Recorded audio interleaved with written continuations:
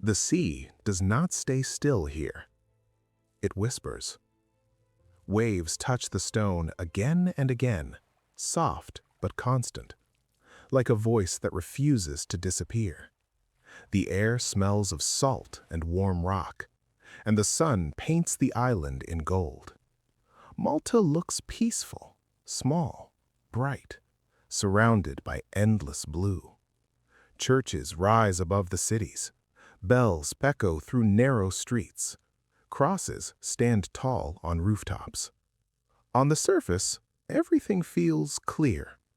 But listen closely. The language sounds different. Not fully European, not fully Arabic. Something in between.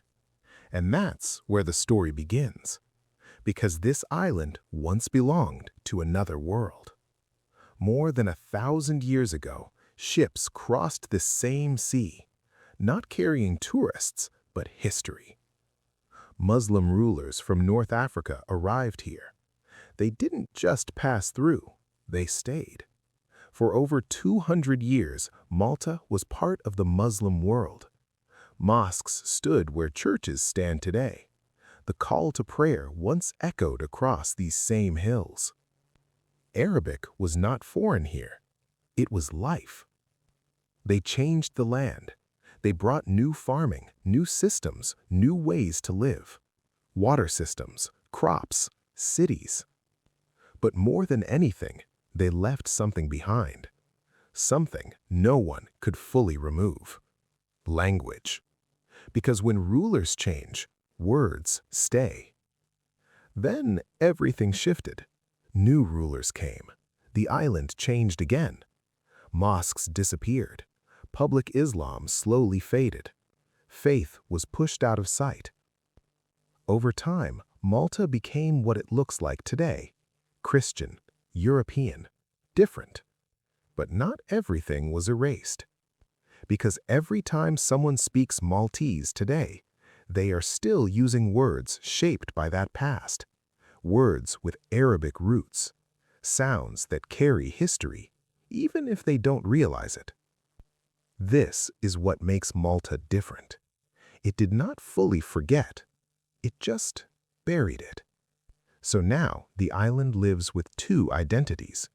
One you can see, and one you can hear, if you pay attention. And that creates a strange feeling, like walking through a place that remembers something but cannot fully explain it. And that raises a deeper question. If a place removes the visible signs of faith, but keeps its voice, is that faith really gone? Or is it still there, hidden in everyday life? Think about that for a moment. Comment your country or city below. I want to see how far this story reaches. Because stories like this remind us, faith doesn't always disappear. Sometimes it just becomes harder to see. The streets are narrow. Stone walls rise close on both sides. The sun reflects off pale buildings, making everything feel warm but heavy at the same time. Church bells move through the air, marking time in a rhythm everyone follows. And in this quiet island life, Ayaan walks. He looks like everyone else here. He speaks like everyone else here. But inside, he carries something different. Ayaan is Maltese, born here, raised here. But he is also Muslim, and that changes everything in ways most people never see.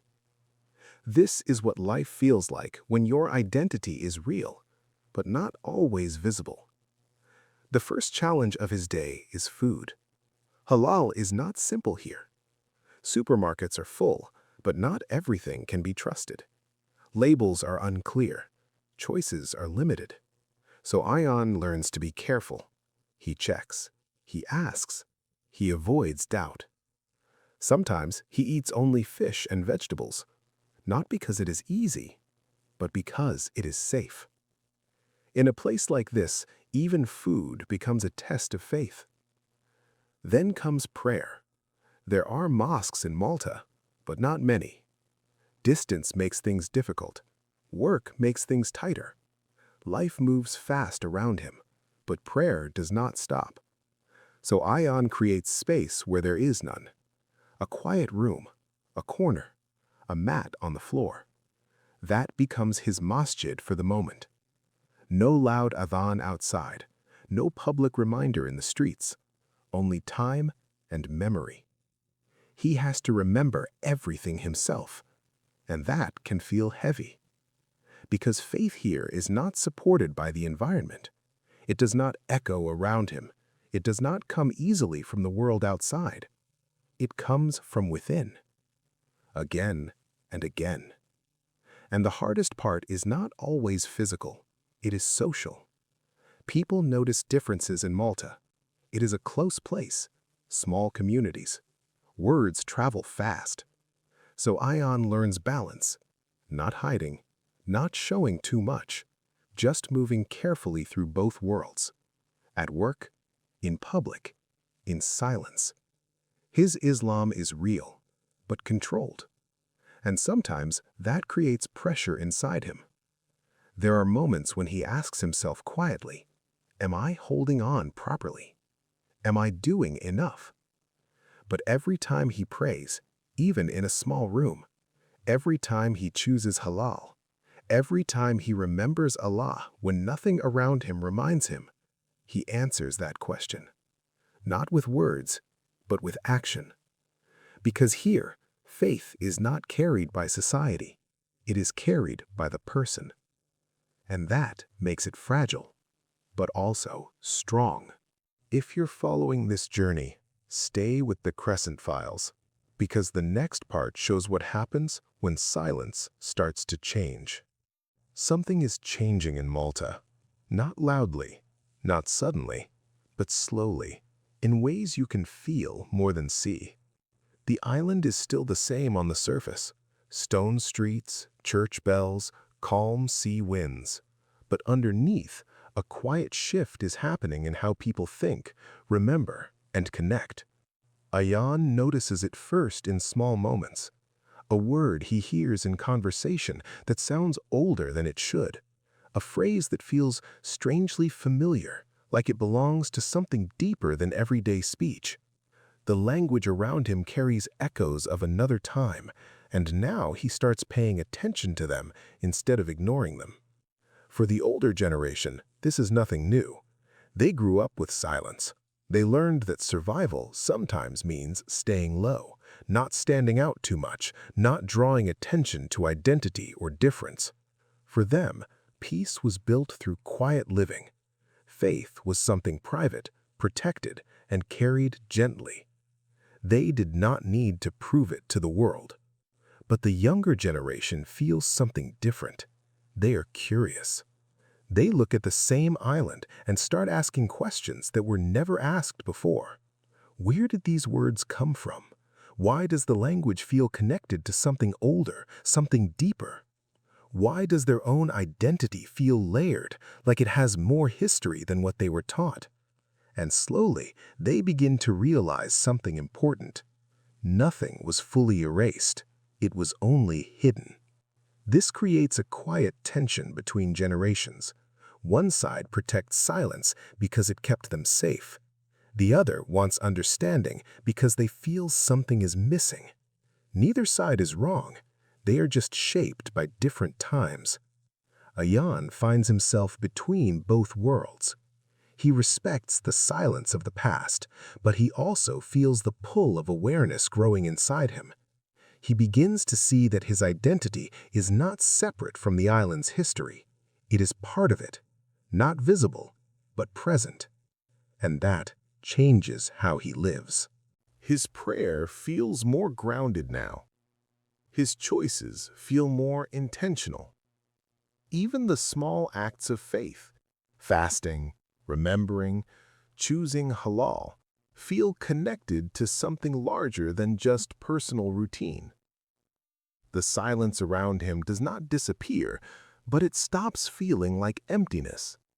It starts feeling like space. A space where intention matters more than visibility. Technology also plays a quiet role in this shift. Through screens and voices from far away, Ayaan connects to a global ummah he never physically sees. It does not replace his life here, but it expands it. It reminds him that he is not alone, even if his environment feels isolated. And slowly, Malta itself feels different. Not changed in structure, but changed in awareness. The island still whispers its history through language and culture, but now some people are finally listening again instead of walking past it. This is not a return to the past, it is a recognition of it. A soft awakening that identity is not something fixed in stone, it is something carried, remembered, and understood over time. In the end, Ayaan understands something simple but deep. Faith was never meant to rely on how visible it is. It was never about how loud a community becomes or how clearly it stands in public space. It was always about something quieter, something personal, something no environment can fully remove. Niyyah, intention, the reason behind every act. And in Malta, under the same sky and stone that have held centuries of change, that intention is still alive.